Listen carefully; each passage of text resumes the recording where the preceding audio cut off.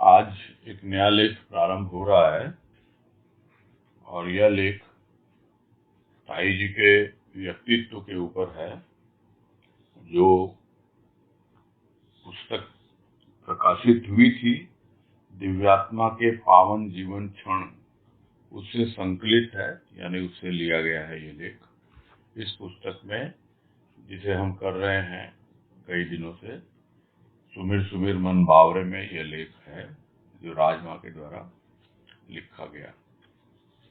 इसका शीर्षक है सौम्य व्यक्तित्व, यानी एक ऐसा व्यक्तित्व जो एक भक्त का होना चाहिए और उस व्यक्तित्व में इतनी मधुरता, सौम्यता और उसके व्यवहार में और हर तरह से जो एक भक्त का जीवन होना चाहिए, वो व्यक्तित्व बताया गया है। और यह पूज्य ताई जी के प्रति श्रद्धा सुमन के रूप में प्रस्तुत है। शुरू करते हैं। इसमें कहा राजमा ने कि पूज्य ताई जी के लिए जब यह विचार उठता है कि वह क्या थी, तो एक ही व्यक्तित्व में विभिन्न भावों का अस्तित्व झांकता प्रतीत होता है। वह भाव थी, भक्ति थी, श्रद्धा थी, विश्वास थी, निष्ठा थी, प्रतिष्ठा थी, साधिका थी एवं सिद्ध भी थी नहीं है, क्योंकि व्यक्तित्व मिटने वाला नहीं होता। उनका प्रत्येक कृतित्व उनका अस्तित्व स्थायी रखेगा। और इसमें यही कह रहे हैं पूज्य ताई जी के व्यक्तित्व के बारे में। व्यक्तित्व का मतलब होता है कि व्यक्ति की जो पर्सनैलिटी होती है, पर्सनैलिटी यानी स्थूल और सूक्ष्म सब कुछ मिल करके जो एक रूप बनता है व्यक्ति का, कि किस प्रकार वो व्यक्ति अपने आप को व्यक्त करता है, किस प्रकार वो लोगों के सामने आता है। तो जब प्रश्न उठता है कि आखिर ताई जी क्या थी, तो यह विचार आता है कि कहने को तो वो एक व्यक्ति थी और उनके व्यक्तित्व में न जाने कितने ही भावों का समावेश था, न जाने कितने ही भाव उनमें छिपे हुए थे, और छिपे हुए ही नहीं थे, समय पाकर अलग अलग अवस्थाओं में प्रकट भी होते रहे और लोगों को प्रतीत होता था कि उन भावों का अस्तित्व यानी उनकी मौजूदगी हर समय ताई जी के अंतःकरण में रहती है। एक ऐसा व्यक्तित्व जिसने पूरी की पूरी सत्संग को अपने आप में समाहित किया हुआ था। अपने अंतःकरण में उनकी जो भावना है, उनके जो भाव विचार, सब कुछ उसमें समाये हुए थे। और ऐसा एक व्यक्तित्व जो बहुत ही कठिन है मिलना, असंभव तो नहीं कहा जाता, किंतु हाँ बहुत मुश्किल है, बहुत कठिन है। तो क्या क्या थी अगर उसको कहा जाए, तो वो जीते जागते भाव का रूप थी। सबने देखा है जिन लोगों का ताई जी से काम पड़ा है या जिन्होंने परिचय पाया है ताई जी का, कि वो क्या थी, वो भाव थी। भाव में हमेशा भरी रहती थी।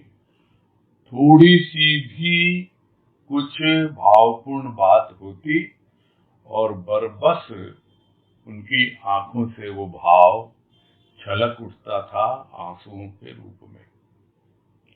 यह हम सबने देखा है, बचपन से देखा है कि क्या उनका व्यक्तित्व। यहाँ राजमा लिख रहे हैं और बिल्कुल याद आ जाती हैं वो सब बातें कि भाव का एक साक्षात रूप थी और भाव में सब कुछ समा जाता है। और भक्त तो थी ही थी, और भक्त थी या भक्ति थी, तो बिना श्रद्धा, बिना विश्वास और निष्ठा के क्या भक्ति कोई भक्ति होती है? क्या उस भक्ति में भाव स्थायी रूप से रह सकता है? नहीं। सभी कुछ वो भक्ति थी, और उस भक्ति में श्रद्धा, विश्वास और निष्ठा पूरी तरह से समाया हुआ था, और उन्होंने अपने हृदय में, हृदय मंदिर में, अपने प्राणों में प्रतिष्ठा की अपने इष्ट की, सदगुरु की। और वो जो प्रतिष्ठा उनके हृदय में हुई, उसी प्रतिष्ठा ने आगे स्थूल रूप में भी सबसे पहला जो सत्संग सदन कलकत्ते में बना, उसकी प्रतिष्ठा करवाई, और वहां गुरुदेव की, बाबा की प्राण प्रतिष्ठा हुई। तो वो स्वयं अपने प्राणों में प्रतिष्ठित करके रखती हैं अपने इष्ट को, और इसीलिए वो स्वयं भी प्रतिष्ठा की साक्षात मूर्ति है। साधिका ही नहीं थी सत्य पथ की, वरन सिद्ध भी थी। यानी जो भी उन्होंने अपनी आंतरिक या बाह्य, यानी भीतर की या बाहर की जो भी साधना की, उन साधना में उन्होंने सफलता पाई है। यानी वो साध्य तक पहुंची है, और साध्य तक पहुंची इसीलिए वो सिद्ध थी। यानी उन्होंने अपने जीवन में पूरी तरह से सत्य को सिद्ध कर लिया, परमात्मा को सिद्ध कर लिया, और इसीलिए उन्हें सिद्धि भी प्राप्त थी। और थी नहीं, है। क्योंकि भक्त जो होते हैं वो कभी भूतकाल में नहीं पड़ते, कभी भूतकाल में नहीं पड़ते। वो हमेशा वर्तमान रहते हैं, हमेशा विद्यमान रहते हैं, क्योंकि उनका जो व्यक्तित्व होता है वो मिटने वाला नहीं होता है। शरीर अपनी जगह है, व्यक्तित्व अलग है। व्यक्ति तो सभी बन के आए हैं, मानव बन के हर कोई आया है।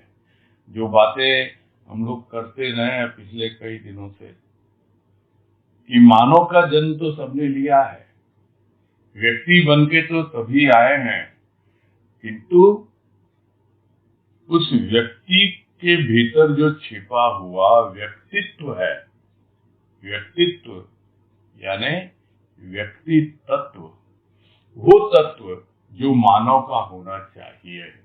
यानी मानव जब मानव बन जाता है पूरी तरह, तब उसका व्यक्तित्व निखर के आता है। और वही व्यक्तित्व जब अस्तित्व से जुड़ जाता है, यानी जो उसे इस धरा पर लाया है, जो उसके अस्तित्व के मूल में है, उस अस्तित्व से जब जुड़ जाता है, तब वो व्यक्तित्व मिटने वाला नहीं होता है। क्यों? क्योंकि उस व्यक्तित्व के द्वारा जो भी कार्य होते हैं, उनका प्रत्येक कृतित्व जो है, जो भी उन्होंने किया, वो उनके अस्तित्व को स्थायी रखता ही नहीं, भविष्य में भी रखेगा।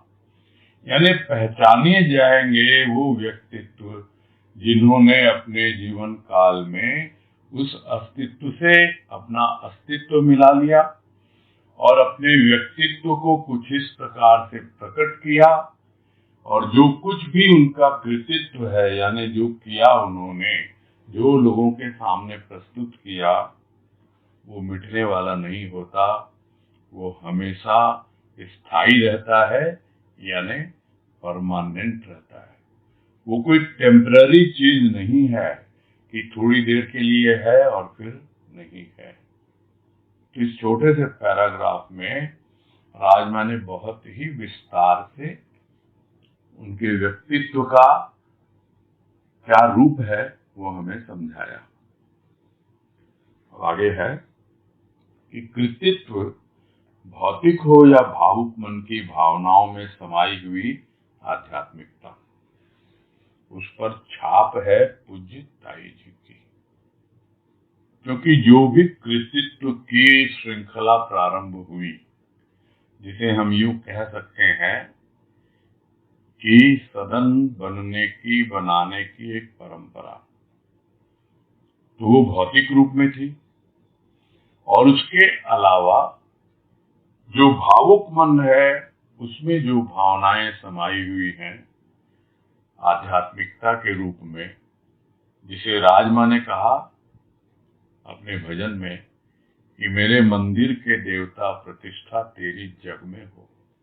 तो चाहे वो भावुक मन की भावनाओं में समाई हुई आध्यात्मिकता है, और चाहे वो भौतिक रूप में प्रकट हो रही है, तो उस पर छाप है पूज्य ताई जी की।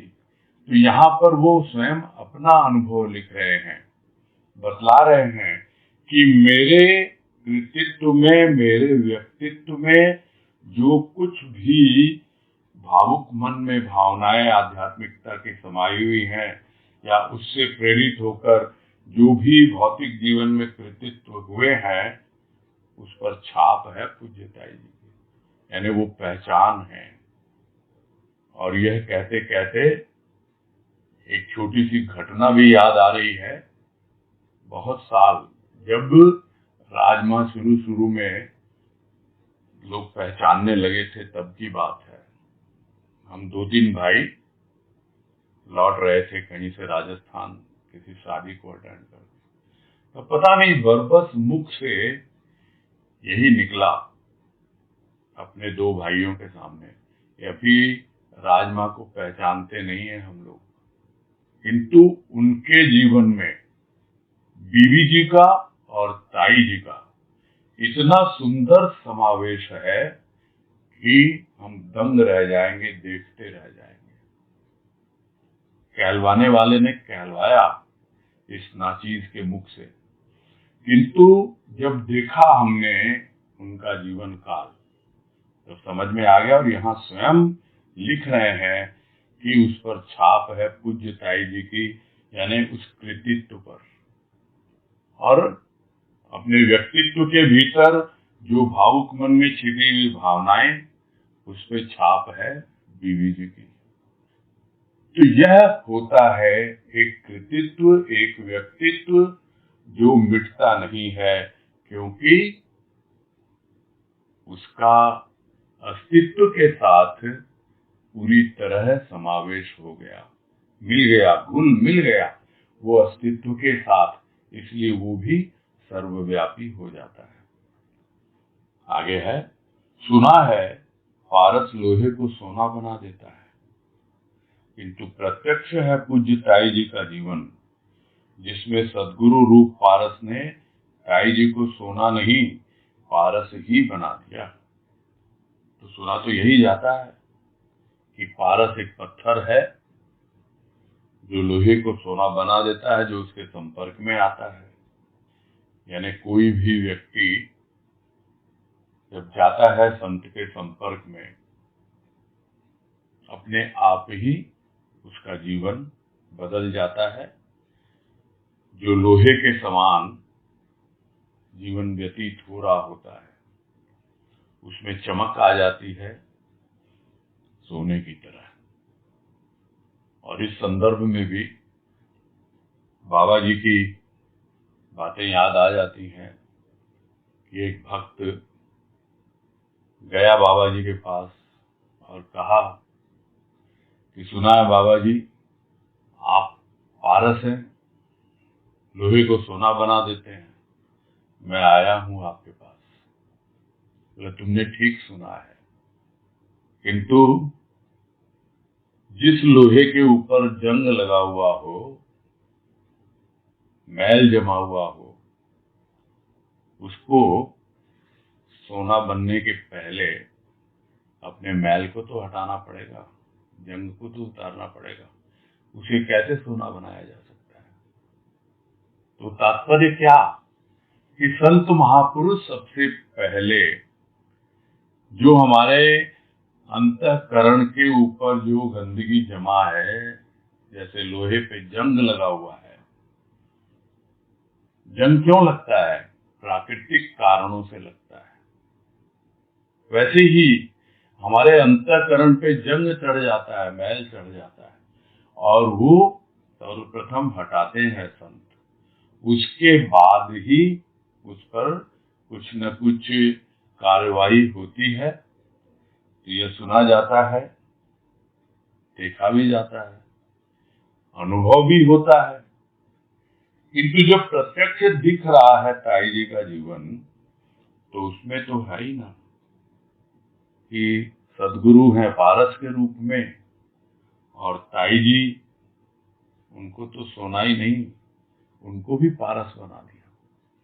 यानी उनके भीतर भी वो योग्यता आ गई कि जो उनके संपर्क में आए वो भी सोना बन जाए, और यदि सौभाग्य हो उसका तो वो पारस ही बन जाए।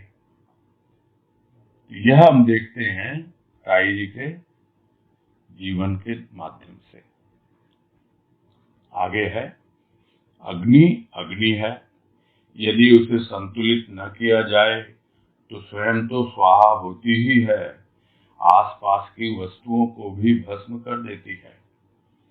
वही अग्नि कुशल हाथों के द्वारा भोजन बनाने, यज्ञ करने के काम में आती है।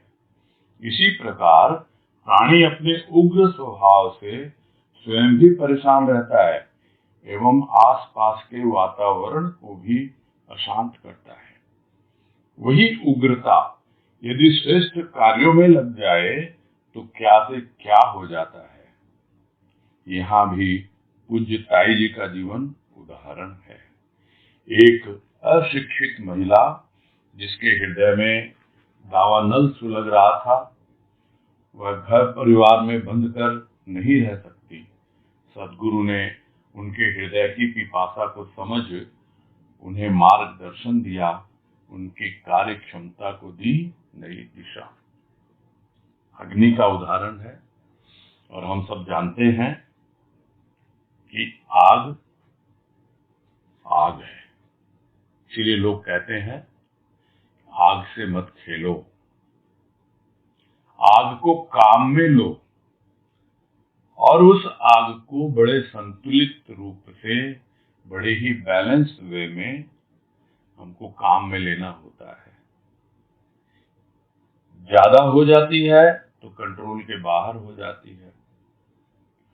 तो आग स्वयं तो है ही आग, तो स्वयं तो स्वाहा होती ही होती है, और उसके संपर्क में जो कुछ भी आएगा, आसपास की जो भी वस्तुएं होती हैं, उनको भी वो भस्म कर ही देती है। किंतु जब उस आग को संतुलित कर दिया जाता है, जब उस आग को एक दिशा दे दी जाती है, उसको चैनलाइज कर दिया जाता है कुशल हाथों के द्वारा, तो क्या है, वो आग निकलती है, चूल्हे से निकलती है, गैस से निकलती है, भोजन बनाने के काम में आती है। उसी तरह वो आग निकलती है हवन कुंड से, हवन के काम में आती है, शुभ कार्यों में उपयोग में आती है। तो कुशल हाथों के द्वारा जब उसको सही दिशा मिल जाती है, तो अपने आप ही वो ऐसे कार्यों में लग जाती है आग कि उसका पूरी तरह सदुपयोग होने लगता है। अन्यथा दुरुपयोग की बात नहीं है, वो तो क्या से क्या कर देगी उसको खुद को ही पता नहीं होता है, क्योंकि आग का स्वभाव ही इतना उग्र होता है। तो प्राणी का भी स्वभाव बड़ा उग्र है, तो होता है कई प्राणियों का स्वभाव उग्र। तो उस उग्र स्वभाव के कारण, यानी हमेशा तैयार बैठे रहते हैं, उग्र स्वभाव वाले बहुत शीघ्रता से ही क्रोधित हो जाते हैं। इसको कहते हैं कि गुस्सा तो उनकी नाक पे बैठा रहता है, तुरंत एकदम उत्तेजित हो जाते हैं। तो स्वयं तो परेशान होते ही उस तरह के स्वभाव से, और जो लोग भी उनके संपर्क में आते हैं वो भी उनसे परेशान रहते हैं, और आसपास का वातावरण वो अशांत रहता ही है, खुद भी अशांत और दूसरों को भी अशांत ही करते हैं। किंतु वही उग्रता यदि श्रेष्ठ कार्यों में लग जाए, यानी अच्छे कार्यों में हो जाए, उसका रूप बदल दिया जाए, उस एनर्जी को चैनलाइज कर दिया जाए, क्योंकि हीट भी एक एनर्जी है, आग यानी हीट एक एनर्जी है। उसी तरह जो हीट है सूक्ष्म रूप में, जो उग्रता के रूप में है, वो भी एक एनर्जी है। उसको जब चैनलाइज कर दिया जाता है, सही दिशा मिल जाती है, तो वो श्रेष्ठ कार्यों में लग जाती है। तो क्या से क्या हो जाता है, यानी कोई सोच नहीं सकता, इमेजिन नहीं कर सकता। तो ताई जी का जीवन इसका एक उदाहरण है। तो इससे क्या समझ में आया? यही कि ताई जी थी तो बहुत उग्र स्वभाव की, किंतु गुरुदेव ने अपने कुशल हाथों के द्वारा सूक्ष्म से उनको कुछ इस दिशा में मोड़ा कि कितने श्रेष्ठ कार्य उनके द्वारा संपन्न हुए। और उसी को बता रहे हैं कि एक अशिक्षित महिला जिसके हृदय में दावानल सुलग रहा था, ये कोई छोटी मोटी आग नहीं है, यह दावानल है। दावानल यानी जंगल की आग। छोटी मोटी आग तो फिर भी बुझ जाती है, किंतु जंगल की आग इतनी आसानी से नहीं बुझती है। जमीन पे रह के, और जमीन की आग यानी जंगल पे जो जमीन पे जो जंगल है उसकी आग बुझाना बड़ा कठिन होता है। उसके लिए तो हम देखते हैं अक्सर आता रहता है टीवी में, न्यूज चैनल्स में, और विशेषकर विदेशों का, और विदेशों में भी यूएस, कैलिफोर्निया का नाम बहुत आता है कि वहां जब तब जंगलों में आग लग जाती है और उसके लिए सेना तक बुलानी पड़ती है और ऊपर से हेलीकॉप्टर से, हवाई जहाज से जो अग्निशमन करने के लिए जो पदार्थ डाले जाते हैं, बड़ी मुश्किल से काबू में आती है। वो ऐसी होती है जंगल की आग। तो वो जो जंगल की आग की तरह उनके हृदय में सुलग रही थी, तो वो क्या रह पाती घर में? घर छोटा सा घर, जंगल इतना बड़ा जंगल, सर्वव्यापी, पूरी पृथ्वी पर है वो, तो घर परिवार में नहीं रह सकती है वो। उसको तो सही दिशा में और सही अवस्था में पहुंचना ही होगा।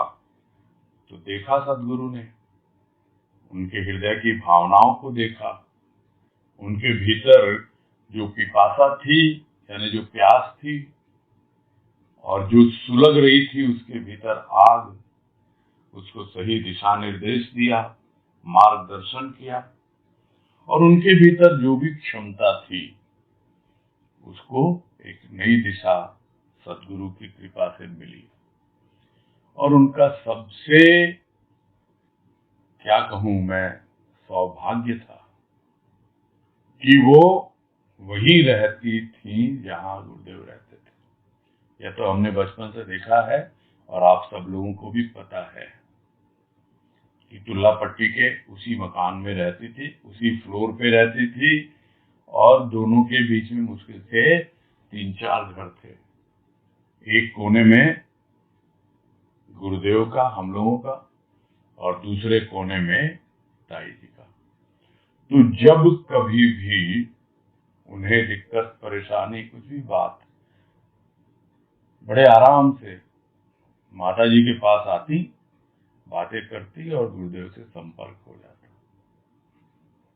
जब कभी मार्गदर्शन की आवश्यकता पड़ी और अपनी कार्य क्षमता को और बढ़ाने के लिए उन्हें प्रेरणा की आवश्यकता थी, तब गुरुदेव ने उन्हें आगे बढ़ाया है। सूक्ष्म से इतनी उनके भीतर में भावना भरी, यानी एक कर्मठ जीवन, कर्तव्य परायण, और कहने के लिए नहीं, उनका पूरा का पूरा जीवन उन्होंने झोंक दिया सदगुरु के निमित्त। आगे है, सदगुरु की शक्ति पाकर पूज्य ताई जी निकल पड़ी अपनी कर्म शक्ति का तीव्र प्रवाह लेकर कर्म क्षेत्र में। एक निष्ठा, एक भाव, एक ही के लिए कार्य, अद्भुत विश्वास और आत्मविश्वास, जिसके कारण अनायास ही उनमें एक सिद्ध भाव आ गया। न कोई जप, न कोई तप, न व्रत, न उपवास, केवल सत्संग। सत्संग के लिए लोक लाज, मान प्रतिष्ठा छोड़ घर घर से केवल गृह में आसक्त महिलाओं का आवाहन। वहां अपमान भी सहना पड़ा, उपेक्षा भी, वाग्वाण भी, किंतु सत्य की उपासिका ने परवाह न की। मुझे यदि सत्य से शांति मिली है तो सभी के जीवन में सत्संग से ही शांति मिलेगी। इस भाव से सभी के लिए सत्संग की चाह रही उनमें। तो सद्गुरु का मार्गदर्शन है, उनकी कार्य क्षमता दिन प्रतिदिन सद्गुरु की कृपा से बढ़ रही है, और उनके भीतर छिपी हुई शक्ति, उसका संपर्क सीधा सद्गुरु की शक्ति से हो रहा है। तो वो निकल पड़े सद्गुरु की शक्ति पाकर, और जो भी उनके कर्म करने की शक्ति, जो उनकी कर्मठता, वो पूरा उसका प्रवाह लेकर जिस तरह गंगा निकल पड़ती है आगे, देखती नहीं है, न चट्टानों को देखती है, न मार्ग में आए हुए रोड़ों को, पत्थरों को। उसका काम तो है बहना, तीव्र प्रवाह के साथ बहना। तो कर्म क्षेत्र में इस तरह से ताई जी उतर पड़ी। एक निष्ठा है अपने इष्ट के प्रति, एक भाव है अपने इष्ट के प्रति, और उस एक इष्ट के लिए ही कार्य करने के लिए है उनके भीतर अद्भुत आत्मविश्वास है। सिर्फ आत्मविश्वास ही नहीं, अपने इष्ट पर भी पूरा पूर्ण विश्वास है। और जब ये सारी की सारी चीजें मिल जाएं, ये सारे गुण यदि एक ही व्यक्ति में समा जाएं, तो क्या उसे कुछ प्रयास करना पड़ता है? नहीं, सब कुछ अनायास ही, स्वतः ही उसके पास आ जाता है। उसे सिद्धियों को प्राप्त नहीं करना पड़ता। सिद्धियां खड़ी होकर पूछती हैं, बोलिए हमें क्या करना है। यह अवस्था बन जाती है भक्त की, जब उसके जीवन में निष्ठा, भाव, इष्ट के प्रति जो कुछ भी विश्वास, आत्मविश्वास, ये सब मिल जाते हैं। तो अपने आप ही जो कुछ भी कार्य वो हाथ में लेता है, वो स्वतः ही पूरा होता है, यानी कार्य की सिद्धि होती है। क्या किया उन्होंने? कुछ भी तो नहीं किया। न जप किया, न तप किया, न कोई व्रत उपवास किया। हाँ, कुछ किया। क्या किया? सत्संग किया। सत्संग स्वयं तो किया ही, औरों को भी इतना प्रेरित किया है। अपनी लोक लाज, मान प्रतिष्ठा भूल करके वो घर घर घूमती थी, और जो भी गृहस्थी में आसक्त हैं, जो भी गृहस्थी में रमी हुई हैं महिलाएं, बहनें, उन सबका आह्वान किया, बुलाया उनको कि देखो भाई, मुझे सत्य की राह पर इतना आनंद मिला है, मुझे इतनी शांति मिली है, आओ तुम लोग भी आओ। क्या कब तक तुम लोग यूं ही घर में चूल्हे चौके में पड़ी रहोगी? चलो मेरे साथ। किंतु क्या इतना आसान है? जब इस तरह का एक मिशन लेकर कोई बाहर निकलता है, अनजान जगहों पर जाता है, तो अपमान भी सहना पड़ता है। बहुत बार उपेक्षा भी की जाती है कि लोग ध्यान ही नहीं देते, हम तो इतनी कोशिश कर रहे हैं, इतना कुछ कर रहे हैं। तो बड़ा आसान है हतोत्साहित हो जाना। कुछ और नहीं तो लोग बातों से ही वाण चला देते हैं, वाक वाण, यानी मुंह से बोल रहे हैं, तीर की तरह चुभ रही है बातें, किंतु सब सहन कर रही है। वो सत्य की उपासिका किसी की भी परवाह नहीं करती।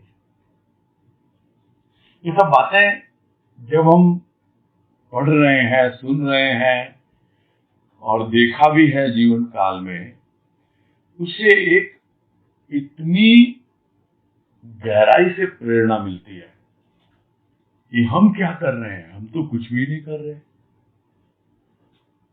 अरे गुरुदेव ने कितना कुछ किया, बाबा ने कितना कुछ किया, ताई जी ने, बीवी जी ने, इन सब ने कितना कुछ किया, हम क्या कर रहे हैं? क्या उसका लेश मात्र भी हमारे भीतर है?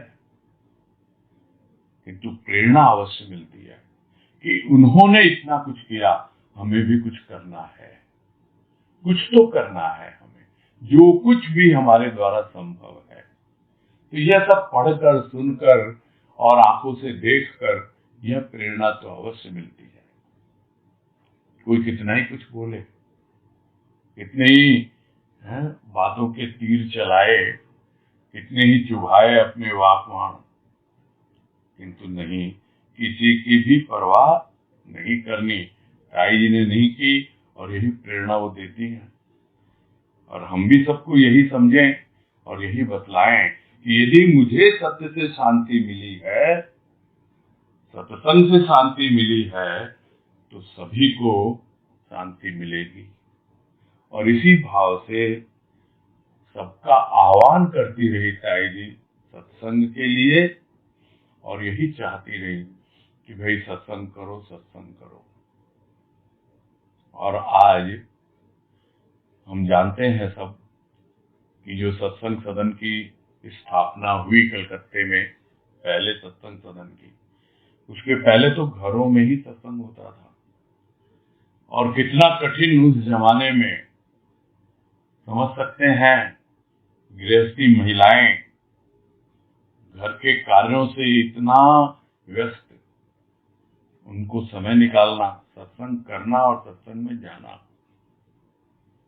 और आज हम इतने अपने कंफर्ट जोन में हैं, कंफर्टेबली सब कुछ कर रहे हैं बड़े आराम से। ये सब उनकी कृपा का ही फल है। आगे है, पूज्य ताई जी की दिव्य दृष्टि दूसरे के मन के भाव को पढ़ लेती थी, यह प्रत्यक्ष देखा गया। पूज्य ताई जी के लिए सभी की मान्यता थी एक सिद्ध महिला के रूप में। जो उनके पास दुख दर्द लेकर गया, उनका दुख दूर किया। जो सांसारिक पदार्थ की कामना लेकर गए, उनकी वह कामना पूर्ण की। जो सत्य की जिज्ञासा लेकर गए, उन्हें ऐसा ज्ञान दिया जो अनेक पुस्तकें पढ़ने पर या उपासना करने पर भी प्राप्त होना कठिन है। ताई जी एक जीता जागता ज्ञान का भंडार थी, जो अपनी सरल भाषा में अभिव्यक्त करती रहती थी। तो यह बात तो है कि जो अपने इष्ट के प्रति पूरी तरह एकनिष्ठ हो जाता है, अपने प्राणों में उसकी प्रतिष्ठा कर लेता है और एकमात्र सत्य की साधना, सत्य की उपासना और उसी में अपना जीवन व्यतीत करता है सत्संग करते हुए, तो उसको एक ऐसी दिव्य दृष्टि तो सद्गुरु की कृपा से मिल ही जाती है। कि जो कोई भी सामने आता है उसके भीतर क्या चल रहा है, उसके मन में क्या विचार भाव हैं, वो अपने आप ही उनको समझ में आ जाते हैं। प्रत्यक्ष देखा गया, यानी यहाँ राजमा अपना अनुभव लिख रहे हैं कि उन्होंने प्रत्यक्ष देखा है ऐसा। और यह भी जिन लोगों का भी उनसे काम पड़ा है, जिन्होंने भी साईं जी से बातें की हैं, साक्षात जिनसे परिचय मिला है, सबको पता है।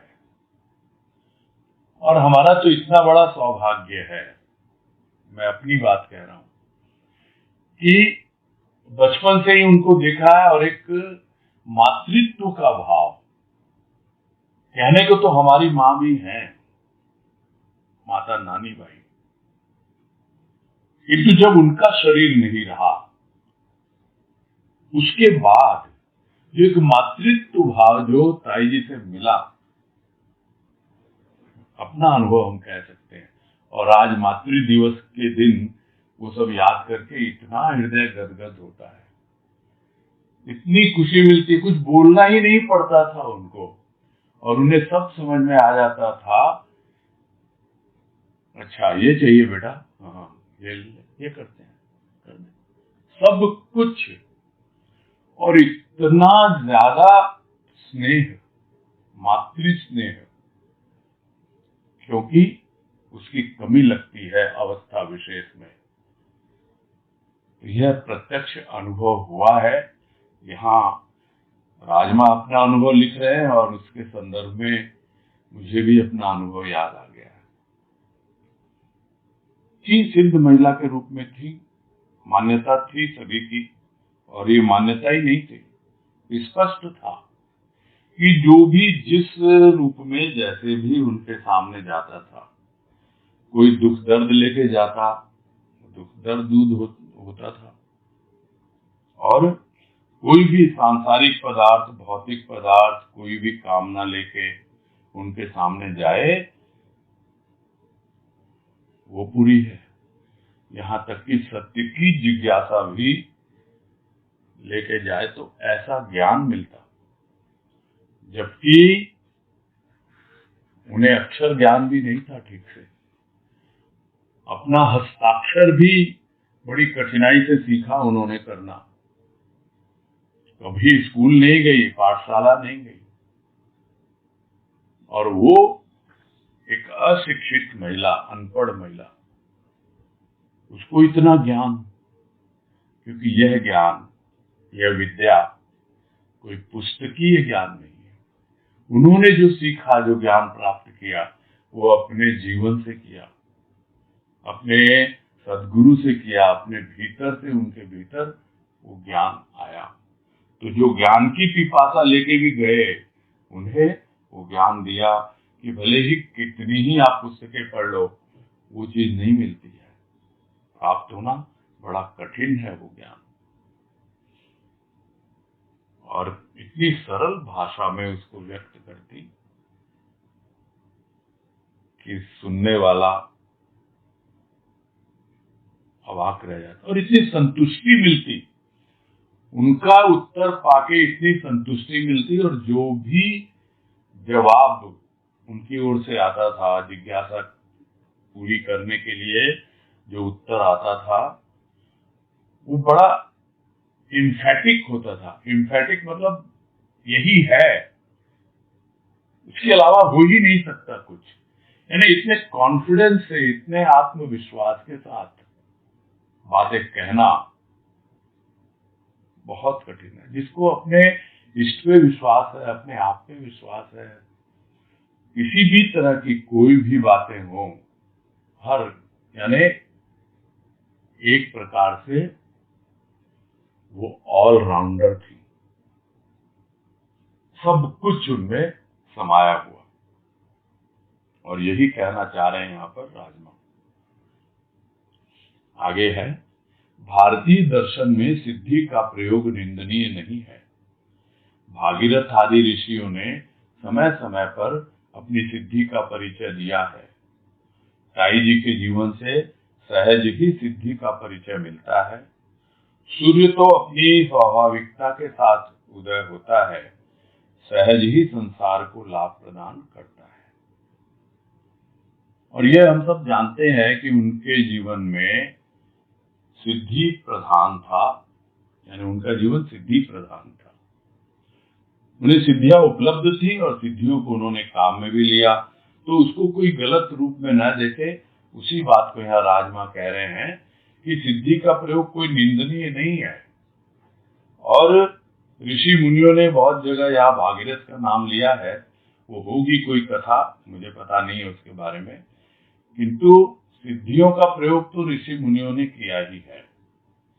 और साई जी के जीवन से तो सहज स्फूर्त होती थी, वो जोर जबरदस्ती नहीं, वो यहाँ तक भी वार्न करती थी, बोलती थी। मैंने सुना हुआ है कि भाई मैं जो कर रही हूं मैं कर रही हूं, तुम लोग कभी इस पचड़े में मत पड़ना। और एक बार तो साक्षात अनुभव उन्होंने करवाया है कि जब मलसीसर गए और वहां जाके तबीयत खराब हो गई, तब चेहरा देखते ही कहा उन्होंने मुझे कि क्या कुछ बोला तुमने किसी को? मैंने कहा वो फला फला भाई साहब थे, उनको बुखार हो गया, तो मैंने ऐसे ही कह दिया कुछ चिंता मत करो ठीक हो जाएगा। बोला आज तो कह दिया है तुमने, आगे से मत खेलना इनसे। तुम खुद कर रही है, वो जाने, गुरुदेव जाने, बाबा जाने, किंतु हमें हमेशा सावधान किया, आगाह किया। किंतु ठीक है, साई जी का जीवन है, उसकी बातें हो रही हैं, तो उसमें यही है, उनके जीवन से तो सिद्धि का सहज परिचय मिलता ही मिलता है।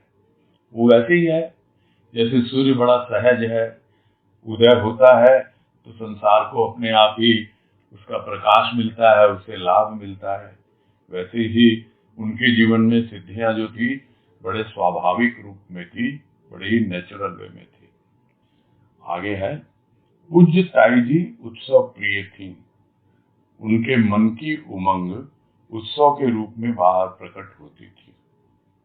कभी 12 का उत्सव, कभी 13 का, कभी रामनवमी का तो कभी कृष्णाष्टमी, कभी शिवरात्रि तो कभी हनुमान जयंती। सभी के लिए भाव, सभी का अपने इष्ट में दर्शन, एक अनुपम दृष्टि सत्य की, भाव की। उत्सव का उत्साह प्रसाद के रूप में, रंग बिरंगे फूलों में, भजन प्रवचन के रूप में प्रकट होता था।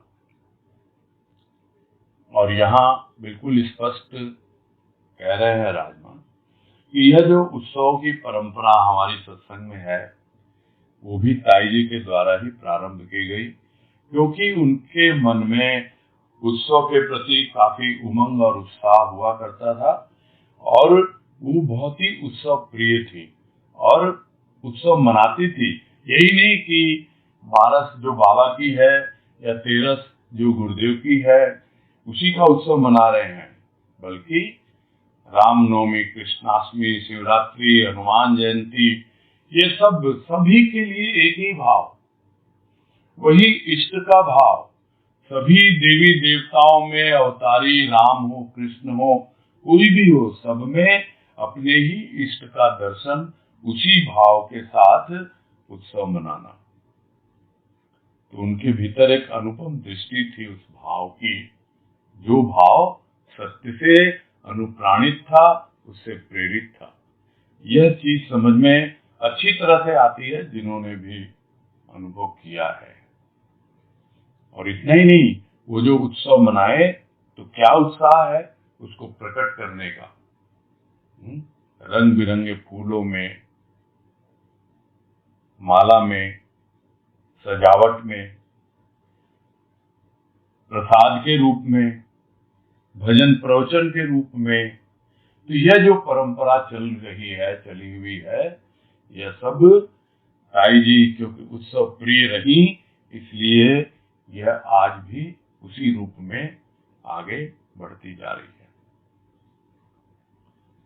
आगे कह रहे हैं, जो अंतिम पैराग्राफ है इसका, कि आज न रहे उनका पंच भौतिक शरीर, उनका उत्साह जो एक रीति बन गया सत्संग की, उपासना की, उत्सव की, सजावट की, भाव की, भक्ति की उस रीति में प्रतीत होता है।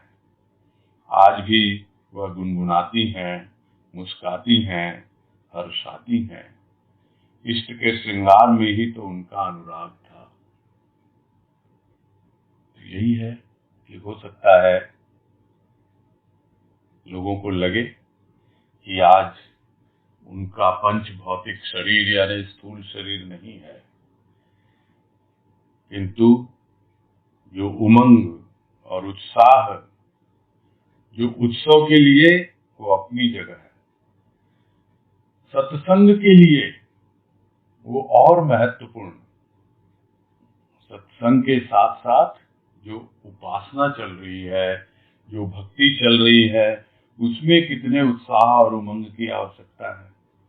और जो उत्सव मना रहे हैं उसको कितना भाव से, भक्ति से, इन सब चीजों का जो भी हम बातें आज करते हैं या अनुभव करते हैं, लोगों को लगता होगा कि ये ऊपरी परंपराएं हैं, किंतु यदि उसके भीतर का भाव समझा जाए कि किस आधार पर यह प्रारंभ हुआ, तो उसके पीछे ताई जी का सबसे बड़ा योगदान है, या यूं कहें कि ताई जी ही उसकी प्रणेता है।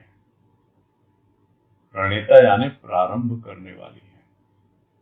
उन्होंने ही उत्सवों का यह रूप सामने रखा।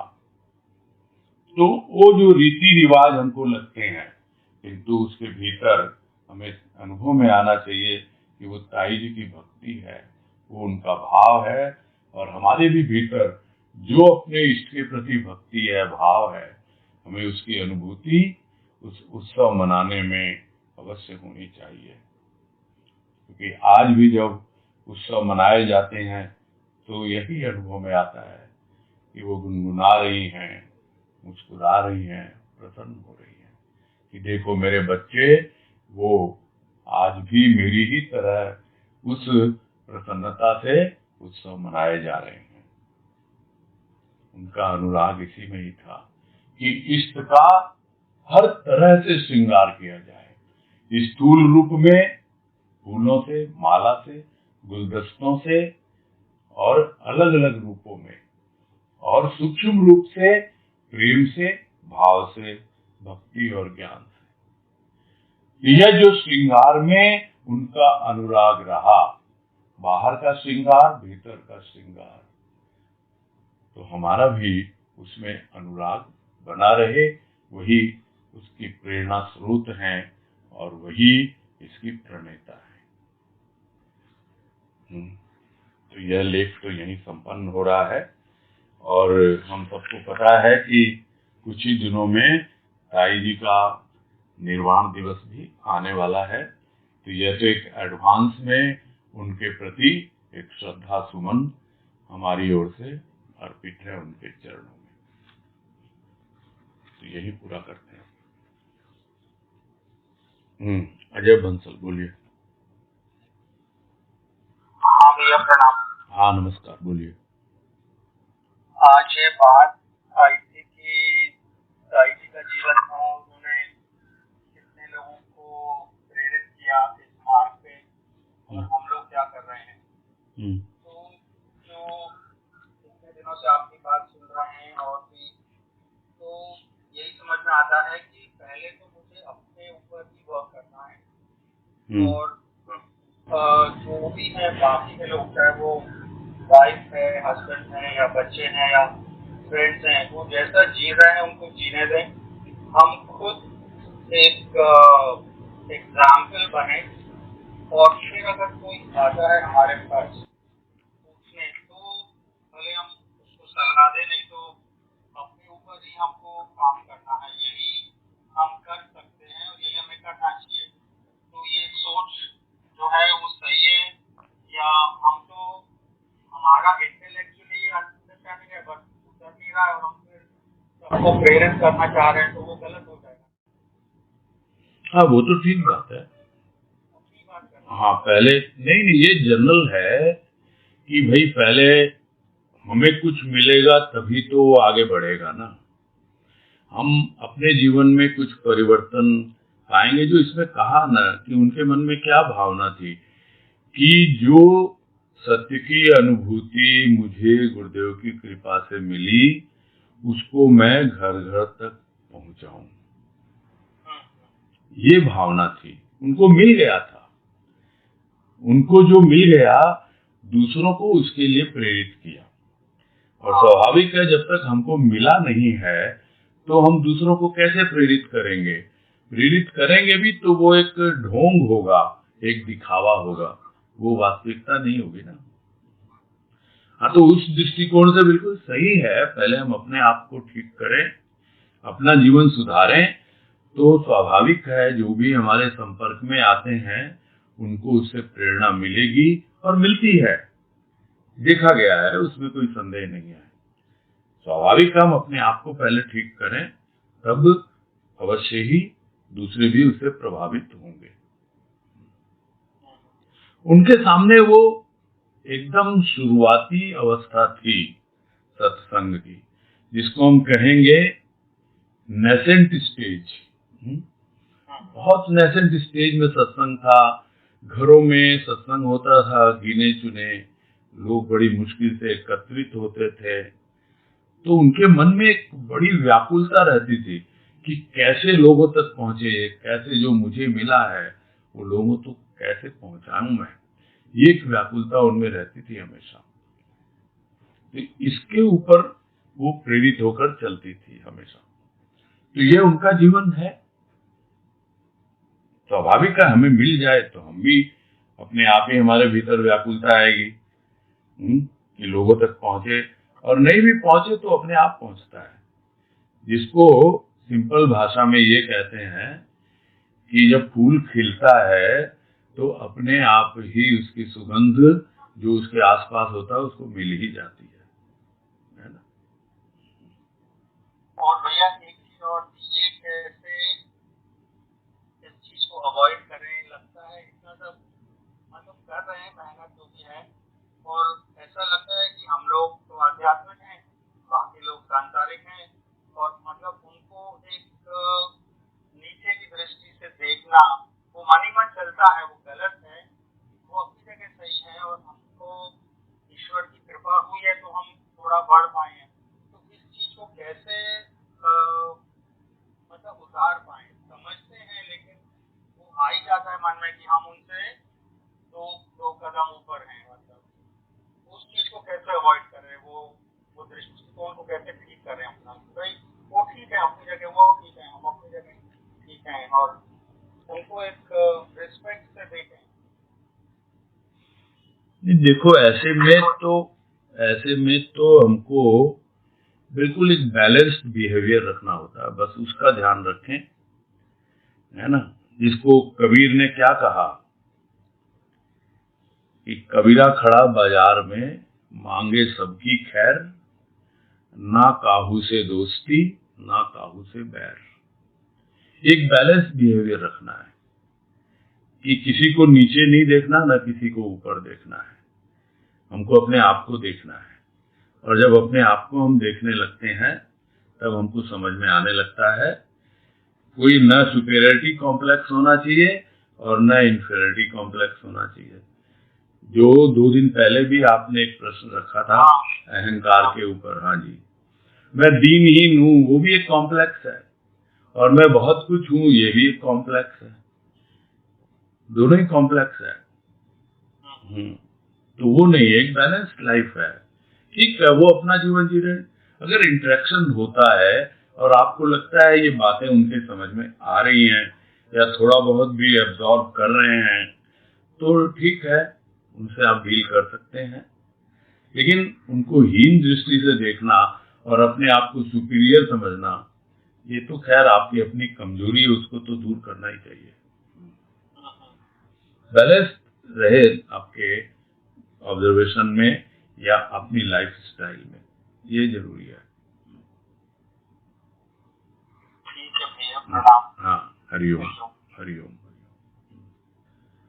हाँ, पूजा हेतम सरिया कई दिनों बाद है, इनको पहले देते हैं चांस। हाँ हाँ, हरिओम, खुश रहो, बोलो।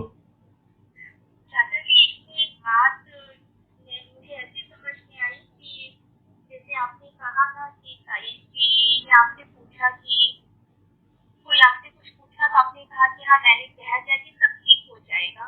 तो जनरल डेज में हम लोग ये तो ऐसा कहते रहते हैं, जो हमारे पास कोई बैठते हैं 4 लोग, कुछ ऐसी प्रॉब्लम बोलते हैं कि हाँ सब ठीक हो जाएगा, तो मतलब यहाँ पर कहने का ये मतलब है कि हमें ऐसा नहीं कहना चाहिए। मैंने तो बिल्कुल अपने साफ दिल से कहा था ना, तो वो मेरे ऊपर आ गई ना वो चीज। वो जो उनकी तबीयत खराब हो तो ठीक हो गए और मैं बुखार में आ गया। तो ताई जी ने देखा मुझे, तब मेरे को बोला कि ऐसा कुछ है। वो तो पढ़ लेती थी चेहरा एकदम अच्छी तरह, तो बोले ये ऐसा है ना। मैंने कहा हाँ हाँ ऐसा तो नहीं, आगे से नहीं। ये प्रकृति के खेल है, ये भी समझाया उन्होंने। प्रकृति के खेल है, मेरे साथ में करती हूँ, मेरे को पता है सब।